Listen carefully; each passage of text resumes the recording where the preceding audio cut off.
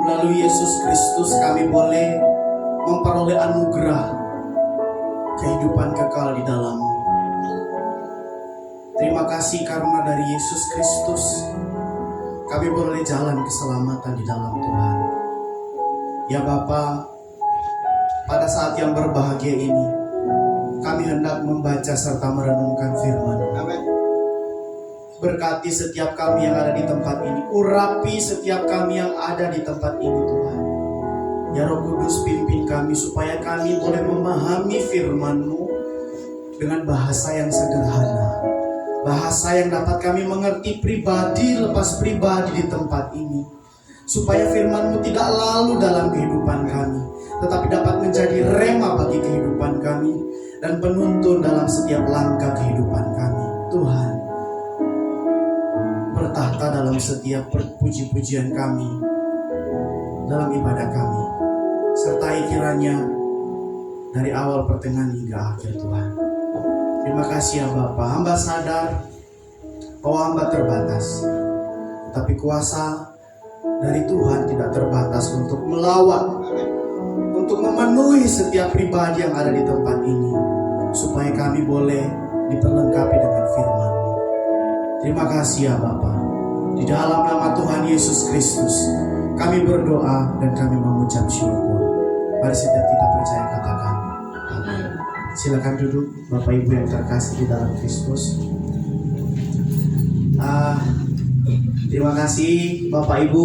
Saya mengucap syukur dan berterima kasih masih diberi kesempatan untuk sekali lagi menyampaikan firman Tuhan dan bertemu dengan Bapak Ibu yang ada di tempat ini. Shalom Bapak Ibu. Shalom. Masih ada sukacita, amin. Haleluya. Hari ini saya akan menyampaikan firman Tuhan dengan judul yang agak menyeleneh. Tuhan menyesal. Boleh bersama-sama kita baca? Tuhan menyesal. Nah, apakah kita pernah melihat Tuhan menyesal? Pertanyaan yang menjadi pertanyaan yang membuat saya tidak bisa tidur satu malam itu, apakah di dalam Alkitab ada ayat yang mengatakan bahwa Tuhan itu menyesal? Ada. Lalu kalau misalnya Tuhan itu bisa menyesal, berarti apa yang sudah diputuskan oleh Tuhan berarti bisa berubah, bisa direvisi, katanya begitu ya. Kalau misalnya, seperti saya misalnya, ternyata keputusan saya salah, ya wes lah, saya berubah. Nah, apakah konsep dari penyesalan Tuhan itu seperti itu Bapak Ibu? Nah, hari ini kita akan merenungkan firman Tuhan. Nah, saya akan menyampaikan firman Tuhan dengan tema Tuhan menyesal. Apa makna dari Tuhan menyesal? Apakah, mungkin bisa slide selanjutnya.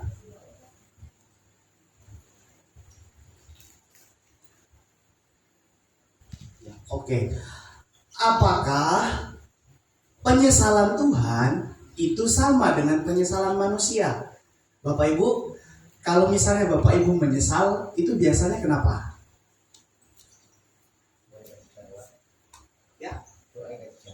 Ya, doa nggak dijawab, menyesal. Mungkin ada yang lain, mungkin ada yang menyesal mengambil keputusan, misalnya, saya makan pecel hari ini, kemudian karena makan pecel itu sambalnya terlalu banyak. Setelah itu lagi ibadah ini saya bolak-balik ke toilet, saya menyesal makan pecel gitu. Apakah Tuhan seperti itu? Apakah Tuhan setelah menciptakan manusia, kemudian manusia jatuh di dalam dosa, lalu kemudian manusia menderita, lalu Tuhan berkata, matang aku, kok aku ciptakan manusia gitu. Nah, ternyata di dalam Alkitab itu, selanjutnya, ternyata di dalam Alkitab itu ada ayat yang menuliskan frasa seperti ini Bapak Ibu. Ya, di dalam Kejadian 6 ayat 6 dikatakan begini, maka menyesallah Tuhan bahwa Ia telah menjadikan manusia di bumi, dan hal itu memilukan hatinya. Bapak Ibu, ketika saya melihat ayat ini, maka saya bertanya-tanya di dalam pikiran saya, di dalam hati saya. Tentu menimbulkan ambiguitas. Tentu ayat ini menimbulkan perdebatan. Kita tentu bertanya-tanya, apa maksud dari kata menyesal di sini? Kenapa LAI menerjemahkan menyesallah Tuhan? Apalagi ditambahkan bahwa ia telah menjadikan manusia di bumi. Dan hal itu memilukan hatinya. Apakah Bapak Ibu yang hadir di tempat ini yang membuat Allah menyesal? Yang membuat Tuhan menyesal? Apakah seperti itu konsepnya? Apakah penyesalan Allah itu sama dengan penyesalan manusia? Nah, hari ini kita akan belajar tentang firman Tuhan mengenai hal ini. Selanjutnya, renungan saya ambil di dalam Kejadian 6 pasal yang ke-6. Tetapi ketika saya melihat bahwa Kejadian 6 pasal 6 ini tidak dapat kita baca satu teks atau satu ayat saja. Ketika kita ingin memahami apa maksud penulis ketika menggunakan kata menyesallah Tuhan, maka tidak cukup kita hanya melihat Kejadian 6 ayat 6. Itu sebabnya saya mengambil kesimpulan untuk membaca ayat Kejadian 6 ayat 1 sampai ayat yang ke-8. Nah, untuk menghormati firman Tuhan, mari kita baca bersama-sama ayat 1 sampai ayat yang ke-5 terlebih dahulu. Saya akan jelaskan per bagian. Oke. Kejadian 6 ayat 1 sampai ayat yang ke-8 kita baca bersama-sama di bawah judul kejahatan manusia. Ketika manusia itu mulai bertambah banyak jumlahnya di muka bumi dan bagi mereka lahir anak-anak perempuan, maka anak-anak Allah melihat bahwa anak-anak perempuan manusia itu cantik-cantik. Lalu mereka mengambil istri dari antara perempuan-perempuan itu, siapa saja yang disukai mereka. Kemudian Tuhan berfirman, Rohku tidak akan selama-lamanya tinggal di dalam manusia, karena manusia itu adalah daging. Karena itu tetapi umurnya akan 120 tahun saja. Pada waktu itu orang-orang raksasa ada di bumi, dan juga pada waktu sesudahnya, ketika anak-anak Allah melihat dan menghampiri anak-anak perempuan manusia, dan perempuan-perempuan itu melahirkan anak-anak bagi mereka. Inilah orang-orang gagah yang perkasa di zaman purbakala, orang-orang yang disebut orang-orang yang kenamaan. Ayat 5, kita baca bersama-sama 2, 3.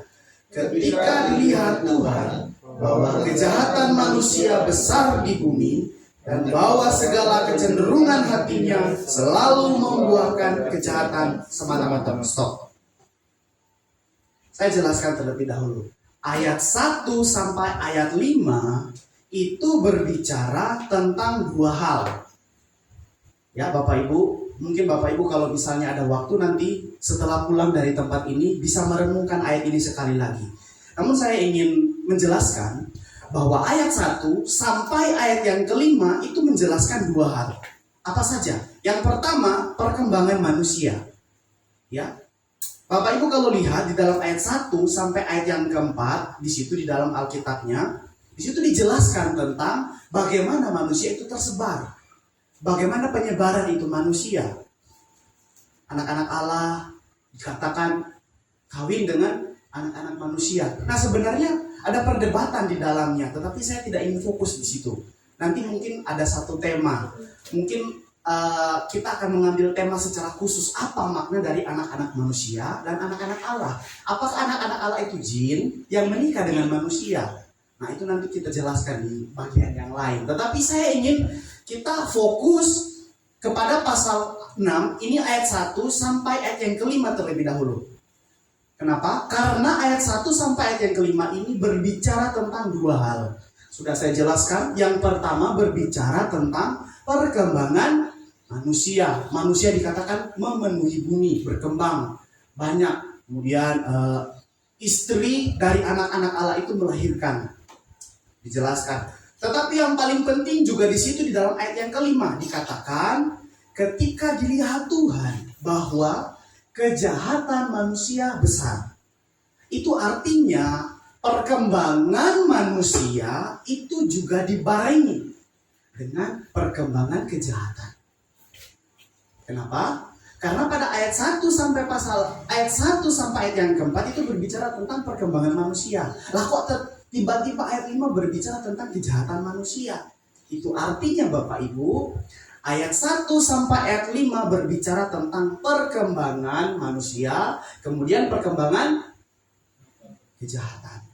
Sekali lagi, perkembangan manusia, kemudian perkembangan kejahatan. Nah, LAI memberi judul kejahatan manusia.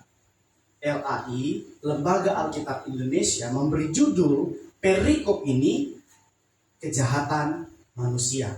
Ayat 1 dan ayat 5 berbicara tentang babak baru. Babak di mana manusia berkembang, tetapi dengan perkembangan manusia itu juga membawa perkembangan kejahatan. Bapak Ibu kalau misalnya mengikuti kisah di dalam Kejadian, kejatuhan manusia pertama kali itu tercatat di mana Bapak Ibu? Kejadian 3, betul? Waktu manusia jatuh di dalam dosa, yang pertama kali dosa yang mereka lakukan adalah tidak menaati Tuhan. Betul? Amin? Amin? Masih sama ya Alkitabnya ya? Terjemahan Indonesia ya Bapak Ibu? Nah, setelah itu pasal 4 dijelaskan peristiwa Kain dan Habel. Kemudian dosanya sudah bertambah parah. Dari yang semula hanya memberontak terhadap Allah, kemudian dosanya berkembang menjadi peristiwa pembunuhan.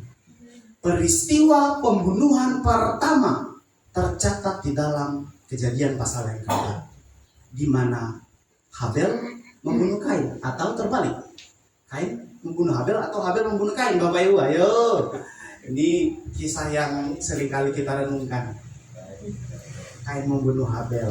Jadi yang dibunuh itu Habel. Nah, perkembangan dosa itu bukan hanya terjadi biasa-biasa saja. Ternyata tidak. Dosa itu berakar di dalam manusia dan juga memberi dampak yang signifikan. Dari yang semula hanya bohong, tidak menaati Tuhan, menjadi pembunuhan, peristiwa pembunuhan.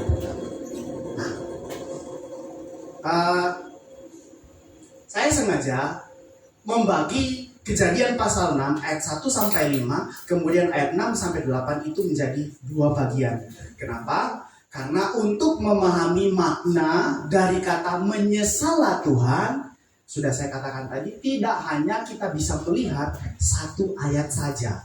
Kita harus melihat ayat sebelum dan ayat sesudahnya. Nah, setelah itu mari kita lanjut. Sebelum kita masuk di dalam kitab Kejadian ini secara umum, kita baca sama-sama ayat yang ke-6 sampai ayat yang ke-8. Saya akan membantu Bapak Ibu untuk membacakannya. Kejadian 6 ayat 6 dikatakan seperti ini. Maka menyesallah Tuhan bahwa Ia telah menjadikan manusia di bumi, dan hal itu memilukan hatinya. Berfirmanlah Tuhan, aku akan menghapuskan manusia yang telah kuciptakan dari muka bumi, baik manusia maupun hewan, dan binatang-binatang melata, dan burung-burung di udara. Sebab aku menyesal bahwa aku telah menjadikan mereka. Ayat 8, tetapi Nuh mendapat kasih karunia di mata Tuhan. Perhatikan, ada dua kali kata menyesal diulang. Ayat 6, kemudian ayat yang ke-7 dikatakan, sebab aku Tuhan itu menyesal bahwa aku telah menjadikan mereka atau manusia. Nah, apa makna dari kata menyesal ini? Ayat 1 sampai ayat yang ke-5 itu berbicara tentang sesuatu yang lain. Oke, kita lupakan dulu, kita tahan dulu. Kita tahan pertanyaan, apa makna dari kata menyesallah Tuhan? Kita tahan dulu, kita simpan dulu. Sebelum saya memberi tahu Bapak Ibu apa makna dari kata menyesalah Tuhan di sini, mari kita sedikit mundur, sedikit melihat apa maksud dari penulis menuliskan kitab ini. Yang pertama-tama, kitab Kejadian itu ditulis oleh siapa Bapak Ibu? Musa. Musa menuliskan kitab Kejadian. Isi dari kitab Kejadian itu adalah tata aturan dan ajaran. Kenapa? Karena pada saat itu Musa sedang mempersiapkan bangsa Israel menuju tanah perjanjian. Jadi bangsa Israel yang habis lari dari Mesir itu dipimpin Musa selama 40 tahun di mana? Di padang gurun. Dan ketika Musa memimpin bangsa Israel, ia juga menyiapkan tata aturan, ajaran, bagaimana seharusnya orang Israel itu berlaku kepada Tuhan, mengenal siapa Allah yang memanggil mereka. Jadi kitab Kejadian itu ditulis bukan hanya sekedar menceritakan peristiwa penciptaan. Jadi kitab Kejadian itu ditulis oleh Musa bukan hanya sekedar ingin menyampaikan bagaimana peristiwa silsilah yang sering kita baca. Bapak Ibu kalau misalnya baca kitab Kejadian, pasti tidak asing dengan istilah inilah silsilah, inilah riwayat Nuh, inilah riwayat Adam. Masih sama ya Bapak Ibu? Jangan melihat saya seperti itu dong. Saya jadi takut. Nah, kitab Kejadian itu ditulis oleh Musa. Oke, kita sampai di situ. Kemudian apa tujuan Musa menuliskan kitab Kejadian? Kitab Kejadian itu ditulis untuk mempersiapkan bangsa Israel. Bangsa Israel. Ingat, kitab Kejadian itu masuk di dalam 5 kitab Pentatuk. Ya, kitab Torah. Kejadian, Keluaran, Imamat, Bilangan, Ulangan. Kejadian, Keluaran, Imamat, Bilangan, Ulangan. Kejadian, Keluaran, Imamat, Bilangan, Ulangan ini itu adalah 5 kitab yang paling utama di dalam Perjanjian Lama. Kenapa? Karena semua sumber pengajaran para nabi, bahkan Tuhan Yesus pun pernah mengutip kitab Taurat. Itu bersumber dari Pentatuk ini. 5 kitab yang ditulis oleh Musa. Nah, salah satu tujuan ketika Musa menuliskan kitab Kejadian itu adalah untuk mengajar bangsa Israel. Bapak Ibu bayangkan, ya, saya kasih gambaran bagaimana bangsa Israel yang pada saat itu notabene-nya mereka memiliki mental budak. 340 atau 360 tahun diperbudak di Mesir, Bapak Ibu. Selama ratusan tahun mereka diperbudak di Mesir, kemudian mereka tidak tahu apa-apa. Mereka dibawa dan dipimpin oleh Musa dan dipersiapkan untuk menjadi bangsa yang besar. Bayangkan bagaimana mental mereka yang semula seperti ini dan harus mandiri menerima apa yang harus mereka lakukan dari Tuhan. Jadi kitab Kejadian itu ketika Bapak Ibu membaca kitab Kejadian itu bukan hanya sekedar berbicara tentang masa penciptaan. Kitab Kejadian itu bukan hanya sekedar menceritakan Abraham, tidak. Kitab Kejadian itu tidak hanya sekedar menceritakan peristiwa air bah, tidak. Peristiwa-peristiwa yang ada di dalam kitab Kejadian adalah peristiwa-peristiwa yang diambil oleh Musa untuk apa? Untuk mengajarkan tata cara hukum bagi bangsa Israel. Amin Bapak Ibu. Nah pertanyaannya, apakah kitab Kejadian itu masih relevan buat kita hari ini? Masih relevan? Masih ya, masih bagian dari Alkitab. Siapa yang Alkitabnya dimulai dari kitab Imamat. Semua yang kita pegang ya hari ini, yang pakai HP, yang pakai Alkitab, selalu dimulai dari kitab Kejadian, tidak dimulai dari kitab Ulangan. Tidak. Kenapa? Itu berarti bagian dari kitab Kejadian itu masih kita yakini sebagai firman Tuhan yang bisa memberkati kita dan menguatkan kita, meneguhkan kita. Lalu kalau misalnya firman itu meneguhkan kita, memberi kekuatan kepada kita, apa maksud dari teks Tuhan menyesal ketika dia menciptakan manusia? Sama saja dengan saya, setelah saya menciptakan, misalnya saya ini diberi kemampuan untuk menciptakan HP, saya menciptakan HP, tapi setelah itu, ketika HP ini bermanfaat buat Bapak Ibu, tapi ternyata HP itu memberi saya penyesalan. Kan sama dengan hal yang sia-sia. Saya menciptakan sesuatu untuk sesuatu yang saya sesali. Apakah Allah seperti itu?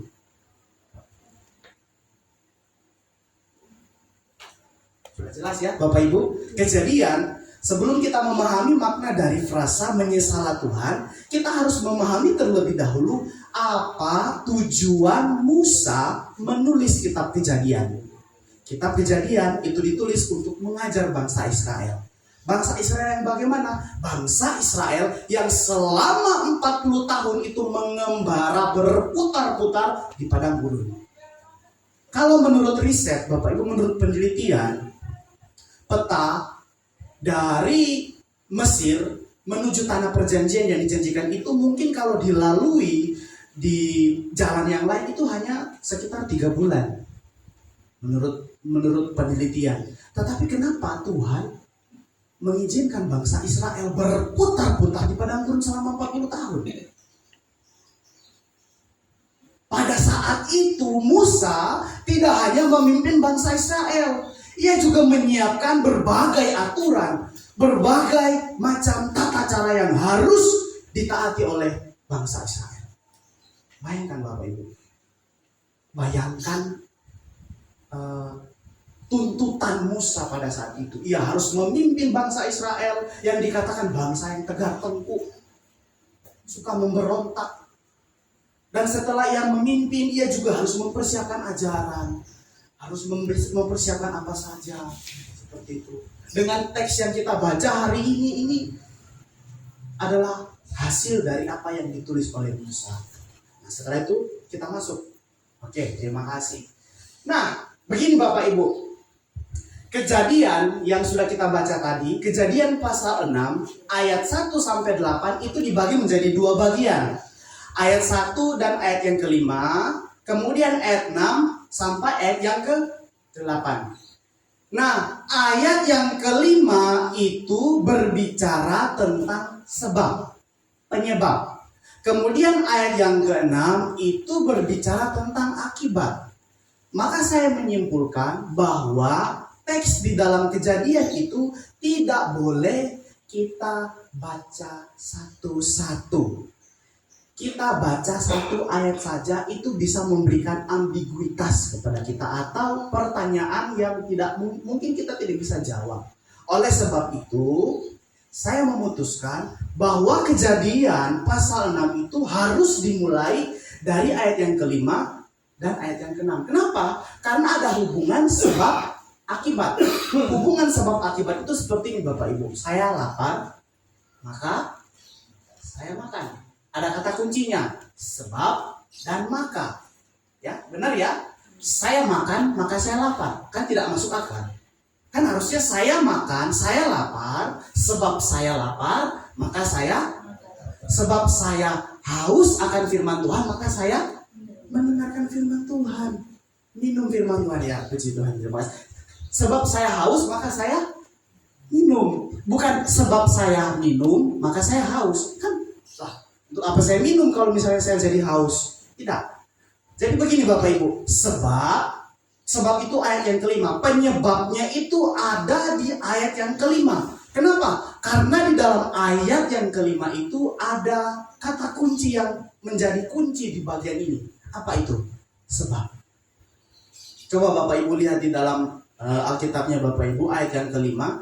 Memang LAI menerjemahkannya begini. Ketika dilihat Tuhan bahwa kejahatan manusia itu besar di bumi, dan bahwa, kata bahwa ini juga diterjemahkan karena.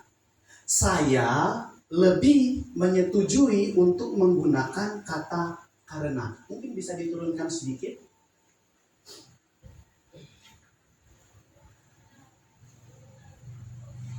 Oke, ya, nggak apa-apa, cukup gini aja.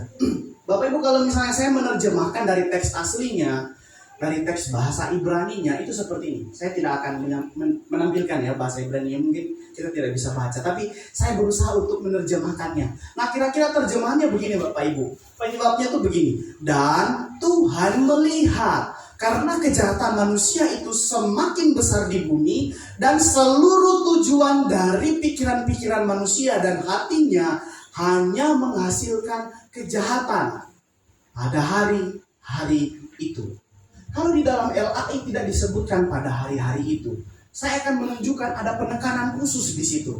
Kemudian akibatnya maka menyesalah Tuhan bahwa Ia telah menjadikan manusia di bumi dan hal itu memilukan hatinya. Jadi kata maka menyesalah Tuhan itu ada hubungannya dengan ayat yang kelima. Ya, Bapak Ibu kalau lihat ada hubungannya dengan ayat yang kelima. Saya melihat di dalam ayat yang kelima itu ada 3 faktor penting yang menjadi penyebab utama mengapa Tuhan dikatakan menyesal. Ingat ya Bapak Ibu, ayat 5 ini menjadi penyebab dari ayat yang ke-6. Ayat 5 menjadi penyebab mengapa Tuhan menyesal di dalam ayat yang ke-6. Mungkin bisa selanjutnya. Ada 3 faktor atau ada 3 penyebab yang saya lihat di dalam ayat yang kelima ini. Yang pertama, Bapak Ibu kalau melihat di situ dikatakan kejahatan manusia itu semakin besar di bumi. Faktor pertama, kejahatan manusia itu meluas. Seiring dengan perkembangan manusia, kejahatan juga dicatat meluas. Setelah itu dikatakan hati manusia itu cenderung kepada apa Bapak Ibu? Kejahatan. Pikirannya, hatinya, motivasinya, niatnya hanya menghasilkan kejahatan. Dan yang ketiga, kejahatan itu, hati yang dipenuhi dengan kejahatan itu berlangsung terus menerus setiap hari. Jadi penekanannya di sini Bapak Ibu. Kalau di LI tidak disebutkan pada hari-hari itu, tetapi di dalam terjemahan teks aslinya disebutkan pada hari-hari itu. Kenapa disebutkan? Untuk menekankan bahwa setiap hari manusia itu tidak pernah berbuat benar. Hatinya, pikirannya hanya menghasilkan kejahatan. Hanya menghasilkan apa yang membuat Tuhan menyesal. Sudah mulai paham Bapak Ibu? Sudah bisa nangkap ya Bapak Ibu? Masih siap ya mendengarkan firman Tuhan? Puji Tuhan. Terima kasih diberkati oleh Tuhan. Diberkatilah yang mendengarkan firman Tuhan sampai akhir. Yang memelihara matanya supaya tidak mengantuk. Iya, soalnya biasanya di bagian-bagian belakang itu sudah mulai mendoakan saya Bapak Ibu. Berdoa di dalam roh. Tertidur di dalam kaki Tuhan. Haleluya. Enggak kayak saya yakin di PKS ini jemaatnya sangat antusias mendengarkan firman Tuhan. Haleluya, puji Tuhan. Oke, selanjutnya. Nah, kalau kita sudah melihat ayat 5 itu ternyata menjadi penyebab dari Tuhan yang menyesal, ya. Lihat ya, ingat ya Bapak Ibu, ada 3 hal yang ditekankan tadi. Kejahatan yang semakin berkembang, kemudian yang kedua, hati dan pikiran itu sangat rusak, hanya menghasilkan kejahatan. Bayangkan Bapak Ibu, bayangkan kalau misalnya niatnya saja itu sudah jahat, hatinya itu dipenuhi dengan kejahatan. Mungkin menurut kita yang jahat itu yang nampak, tapi Allah melihat hati dan pikiran, dan itu dikatakan jahat. Dan peristiwa itu berlangsung setiap hari, hari lepas hari. Bukan bertambah-tambah usianya, bertambah-tambah kasihnya, tapi bertambah-tambah kebobrokannya, kebejatannya. Bertambah-tambah setiap hari. Bukan hari lepas hari bertambah-tambah indahnya. Bukan. Hari lepas hari justru bertambah-tambah buruknya gitu. Nah itulah kira-kira gambarannya. Lalu kemudian kita masuk dari pertanyaan utama. Apa makna dari kata menyesalah Tuhan? Tentu pertanyaan ini menjadi pertanyaan yang dinanti-nantikan oleh Bapak Ibu. Amin. Nah, yang pertama, kata menyesalah Tuhan itu merupakan bahasa antropomorfik. Boleh ulang bersama-sama saya? Antropomorfik. Apa maksud dari bahasa antropomorfik? Ya itulah bahasanya. Ya bukan itu jawabannya. Antropomorfik itu artinya penulis menggambarkan Tuhan dengan atribut-atribut manusia.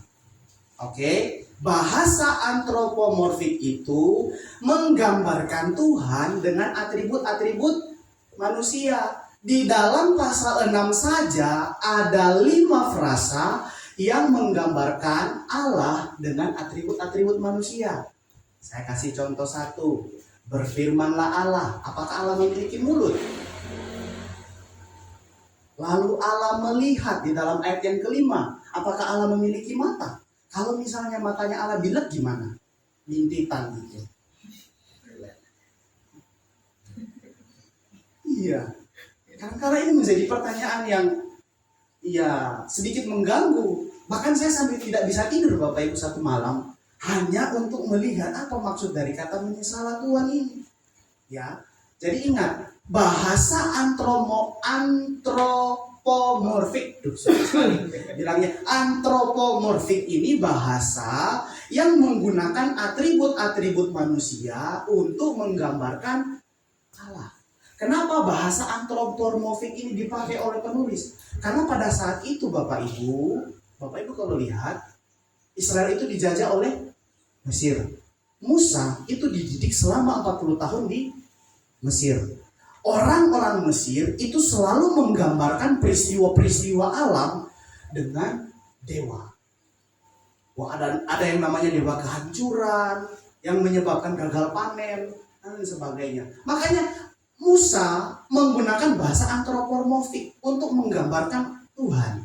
Apakah Tuhan memiliki mata? Tidak, bukan itu penekanannya. Jadi kalau misalnya Tuhan memiliki mata, berarti matanya Tuhan bisa bintitan. Kan? Seperti itu. Nah, kata menyesalah Tuhan ini menggunakan bahasa antropomorfik untuk menjelaskan dengan menggunakan atribut manusia. Oh, supaya kita bisa mengerti, oh ternyata Tuhan juga bisa menyesal ya. Ya, lalu apa makna dari kata menyesal ini? Nah, nanti akan kita lihat Bapak Ibu. Nah, ya jelas ya, bahasa antropomorfik. Kalau Bapak Ibu melihat kitab Kejadian lagi nanti, kemudian Bapak Ibu melihat kisah di mana Tuhan berjalan di dalam taman. Di dalam Kejadian pasal yang ketiga itu dikatakan, lalu berjalanlah Tuhan kemudian memanggil Adam. Adam, Adam, di manakah engkau? Apakah Tuhan memiliki kaki? Nah, ini yang harus kita pahami. Ternyata penulis menggunakan bahasa kiasan. Kiasan untuk menjelaskan maksud. Nah, apa maksud penulis untuk menggunakan kata menyesalah ini? Nah, kata menyesalah Tuhan ini berasal dari kata yinachem. Yinachem. Kata dasar dari kata yinachem itu naham. Naham, ya amin Yongki, terima kasih. Naham itu memiliki makna begini Bapak Ibu. Orang yang dihiburkan oleh Allah. Nahum, Bapak Ibu tahu Nabi Nahum. Tahu ya Nabi Nahum. Nahum itu artinya orang yang dihibur oleh Allah. Nehemia Yahweh. Nehem itu dihibur. Yahweh itu Tuhan. Jadi arti dari kata Nehemia, orang yang dihibur Tuhan. Nahem atau Yinachem ini sebenarnya artinya juga bisa dihibur. Tetapi LAI menggunakan kata Yinachem ini untuk menerjemahkan kata menyesal. Sebenarnya makna dari Yinachem ini bisa memiliki makna menjadi sangat sedih atau kecewa dan sangat berduka. Kata menyesal di sini memiliki makna sangat sedih, kecewa, kemudian sangat berduka. Perhatikan ya, sangat sedih, berduka, dan sangat kecewa. Ide kata dari kata Nahem ini sendiri menggambarkan bagaimana orang yang mengambil nafas panjang-panjang. Bapak Ibu kalau misalnya tarik nafas begini, itu kira-kira setelah peristiwa apa? Wongko ngene ya dia banget. Nelongso. Ya bener ya, mungkin katanya itu nelongso. Bener ya Yong gitu ya. Bener ya Yong ya. Bener ya. Saya kan bukan orang Jawa, makanya saya tanya ya Bapak Ibu. Kalau saya tidak tahu, ngongso gitu loh Bapak Ibu. Kayak, Gusti, apa yo? Kok ngene sih? Ya mene ya ngono.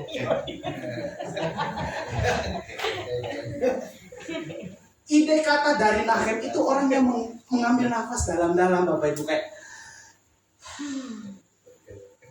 ide katanya seperti itu. Nah, Musa menggunakan kata Yinahem ini itu juga ingin menggambarkan bagaimana hati dari Allah, kesakitan Allah. Ingat, penyebab dari Allah di sini berduka bukan karena Ia telah menciptakan manusia, tetapi ayat yang kelima apa Bapak Ibu? Kejahatan manusia yang semakin bertambah. Jadi penerapannya apa? Jadi penerapannya begini Bapak Ibu. Dosa itu, kejahatan itu tidak hanya menyakiti kita sendiri, tidak hanya menyebabkan pribadi kita menderita, tetapi ingat, kejahatan itu juga melukai hati Allah. Setiap kali kita berlaku jahat, Tuhan terluka. Musa ingin menjelaskan hal itu, makanya ia menggunakan kata-kata ini. Bayangkan kalau misalnya saya tiba-tiba lupa tidak berdoa sebelum makan, kemudian saya lupa lagi untuk berdoa, saya kemudian tidak membaca Alkitab, kemudian berapa kali Tuhan dalam sehari itu cuma saya Bapak Ibu. Aduh, betapa sulitnya jadi Tuhan ini. Seandainya saya jadi Tuhan itu, aduh, mungkin saya sudah mestakan yang mokong-mokong. Tapi puji Tuhan saya nggak jadi Tuhan gitu. Bercanda Bapak Ibu. Nah, ide kata dari Yinahem itu gini, konsepnya itu orang yang sedang menarik nafas dalam-dalam gitu loh. Orang yang menghibur diri sendiri. Kenapa? Karena luka yang begitu dalam, sakit hati yang begitu dalam.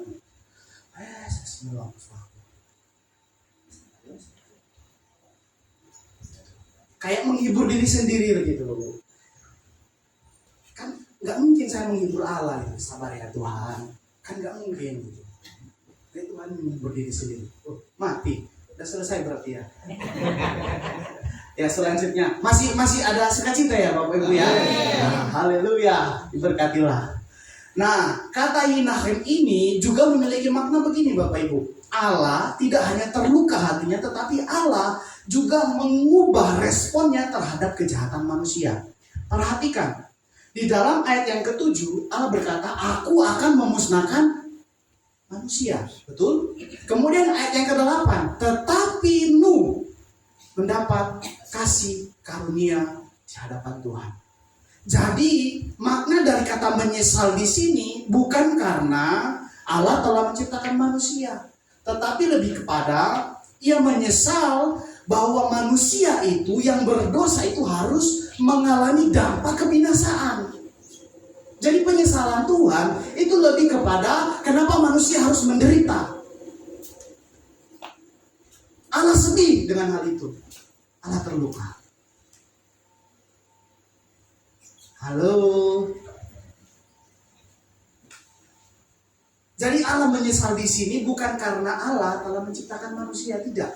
Allah tidak pernah salah menciptakan manusia. Jadi Bapak Ibu yang ada di tempat ini, bagaimanapun bentuk dan rupanya itu sempurna di mata Tuhan, bukan produk gagal.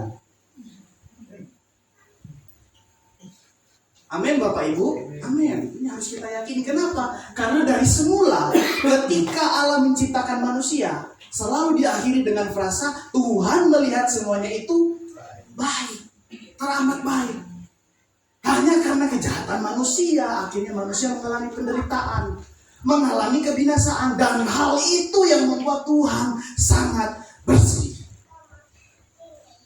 Kenapa manusia harus menderita? Itu yang membuat Tuhan terluka.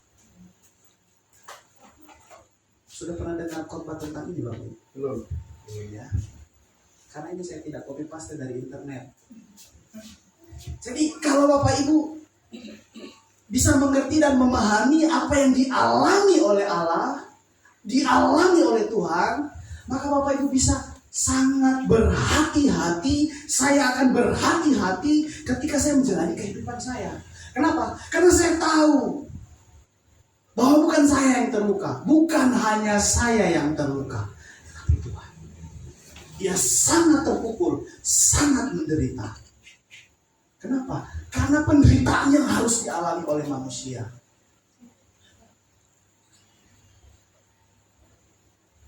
Itulah Bapak Ibu, di dalam 1 Tawarik 21 ayat yang ke-15. Mungkin saudara Aswil bisa membantu kita membacakan 1 Tawarik 21 ayat yang ke-15 untuk mengerti rasa sesalnya Tuhan dengan rasa sesalnya manusia. 1 Tawarik 21 ayat yang ke-15. Pula Allah mengutus malaikat ke Yerusalem untuk memusnahkannya, dan ketika hendak memusnahkannya, maka Tuhan melihatnya, lalu menyesallah ia karena malapetaka yang hendak didatangkannya itu. Lalu berfirmanlah ia kepada malaikat pemusnah itu, cukup, turunkanlah sekarang tanganmu itu. Pada waktu itu malaikat Tuhan itu sedang berdiri dekat tempat pengirikan Ornan orang Yebus. Itulah Bapak Ibu gambarannya. Peristiwa apa yang sedang dialami penghakiman. Bahkan sebenarnya Allah tidak pernah menghendaki supaya manusia itu dihukum, tidak. Kalau Bapak Ibu lihat di sini, Allah itu tidak pernah memiliki tujuan manusia diciptakan lalu masuk neraka, tidak. Dari semula manusia itu diciptakan untuk bersekutu dengan Allah, memiliki kehubungan yang intim, yang indah, harmonis dengan Allah. Tidak pernah yang namanya manusia diciptakan lalu setelah mati nanti masuk neraka, tidak. Kenapa? Ayat ini bisa membuktikan hal itu. Bahkan penderitaan manusia pun itu mendatangkan luka yang amat sangat menyakitkan bagi Tuhan. Amin. Bisa melihat di sini perbedaannya. Nah, menariknya Bapak Ibu, kata Nahem ini sendiri tidak pernah digunakan untuk menceritakan manusia. Nah, kata menyesal yang digunakan untuk manusia itu selalu menggunakan kata suk. Penyesalan manusia itu konotasinya atau konsepnya lebih berbalik, lebih kepada berbalik. Betul ya? Kalau kita menyesal, kita bertobat, kemudian kita berbalik arah. Betul ya Bapak Ibu? Kalau Allah menyesal bukan seperti itu. Penyesalan Allah di sini konotasinya, penekanannya lebih kepada penderitaan yang harus dialami oleh manusia. Beda ya Bapak Ibu.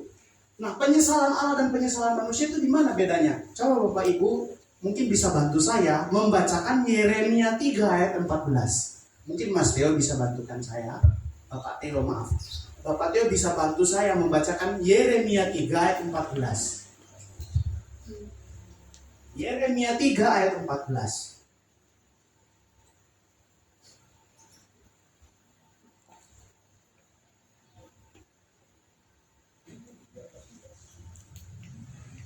Yeremia 3 ayat 14. Yeremia 3 ayat 14. Kembalilah, hai anak-anak yang murtad, demikianlah firman Tuhan. Karena aku telah menjadi Tuhan atas kamu. Aku akan mengambil kamu, seorang dari setiap kota dan 2 orang dari setiap keluarga, dan akan membawa kamu ke Sion. Kembalilah. Kata pertama yang ditulis oleh Yeremia, kembalilah. Kembalilah itu sama dengan metanoia dalam bahasa perjanjian baru. Metanoia itu begini konsepnya Bapak Ibu. Saya berharap seperti ini, kemudian saya bertobat, lalu saya berputar arah, berbalik seperti ini. Konsep dari pertobatan orang Kristen itu seperti itu. Dari yang semula mengikuti dunia, berbalik kemudian mengikuti Tuhan. Bukan hanya di sini, kemudian di sini saja, tidak. Tapi konsep dari metanoia, bertobat itu menyesal, kemudian berbalik arah. Jelas ya? Makanya digunakan kata kembalilah. Yeremia menggunakan kata kembalilah. Kembalilah, berarti kalau sudah pakai kata kembalilah, pada satu sisi manusia pernah menuju arah yang berlawanan. Makanya dikatakan kembalilah. Nah ini bedanya, ini perbedaan konsep dari kata naham dengan suk. Yang ketiga, ini bisa selanjutnya. Yang ketiga, makna dari kata naham ini kalau misalnya dilihat secara konteks berbicara tentang rasa sakit emosional, rasa sakit hati. Bukan penyesalan, tetapi rasa sakit secara emosional yang dialami oleh Tuhan sebagai akibat dari kejahatan manusia yang semakin bertambah. Aplikasinya bagi kita apa Bapak Ibu? Aplikasinya bagi kita begini. Kejahatan manusia itu tidak hanya memberi penderitaan, membawa penderitaan kepada kita, tetapi juga melukai perasaan Allah. Haleluya, amin. Sebentar lagi kok Bapak Ibu. Saya itu selesai. Saya sudah tahu nanti Mas Dian habis ini pasti punya jadwal yang sangat padat. Makanya khotbahnya yang dari 4 halaman ini saya ringkas jadi 1 halaman demi Mas Dian. Selanjutnya. Nah, ini yang paling penting Bapak Ibu. Dari semua ayat yang kita sudah baca, yang sudah kita renungkan hari ini, mari kita baca bersama-sama. 2, 3. Tuhan menyesali kejahatan manusia dan dampak yang ditimbulkan atas kejahatan tersebut, bukan karena ia telah menciptakan manusia. Tuhan menyesali kejahatan manusia dan dampak yang ditimbulkan atas kejahatan tersebut, bukan karena ia telah menciptakan manusia. Bapak Ibu yang ada di tempat ini dan saya adalah ciptaan yang berharga di hadapan Tuhan. Amin. Tetapi karena dosa itu, maka harus ada yang dikorbankan. Bukan korban perasaan Bapak Ibu. Memang meskipun di sini Tuhan korban perasaan. Pokoknya ini dibanding ini itu bukan Bapak Ibu, bukan itu. Tetapi ada yang dikorbankan. Ada yang harus dikorbankan. Selanjutnya, yang akan menjadi implikasi bagi kita, penerapan bagi orang percaya. Setelah kita membaca firman ini, apakah yang dapat kita ambil? Apakah yang dapat kita bawa pulang? Yang pertama, kejahatan. Perhatikan di sini, kejahatan sekecil apapun itu selalu membawa dampak buruk bagi manusia. Dan yang kedua, juga melukai perasaan Allah. Jadi pikirkan, ketika Bapak, Ibu, dan saya melakukan satu kejahatan yang bahkan orang lain pun tidak dapat melihat itu, pikirkan bagaimana perasaan Allah yang harus terluka akibat kejahatan tersebut. Allah begitu sedih melihat kebinasaan manusia akibat dosa. Allah begitu sedih. Ketika Musa menuliskan kata ini, ia ingin menjelaskan bahwa Allah juga sangat sedih, berduka ketika harus melihat bahwa manusia yang sangat dicintainya, yang mulia itu harus mengalami kebinasaan.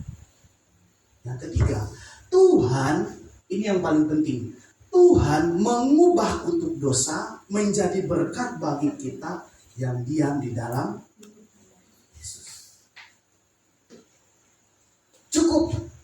Tuhan berkata cukup. Manusia tidak harus menderita lagi. Biar aku saja yang menderita. Makanya Tuhan Yesus diutus. Untuk apa Bapak Ibu? Untuk menebus setiap dosa kita. Ketika Tuhan berkata sudah selesai. Sudah selesai. Itu artinya dosa yang ditanggungkan kepada kita itu sudah selesai ditanggungkan, dilunaskan oleh Tuhan Yesus. Jadi Bapak Ibu, ketika Bapak Ibu hadir di tempat ini, pikirkan satu hal. Bahwa ada yang berkorban bagi Bapak Ibu. Ada korban yang begitu mahal yang harus dibayar. Supaya Bapak Ibu dan saya bisa berdamai dengan Allah. Bisa memiliki hubungan yang harmonis dengan Allah.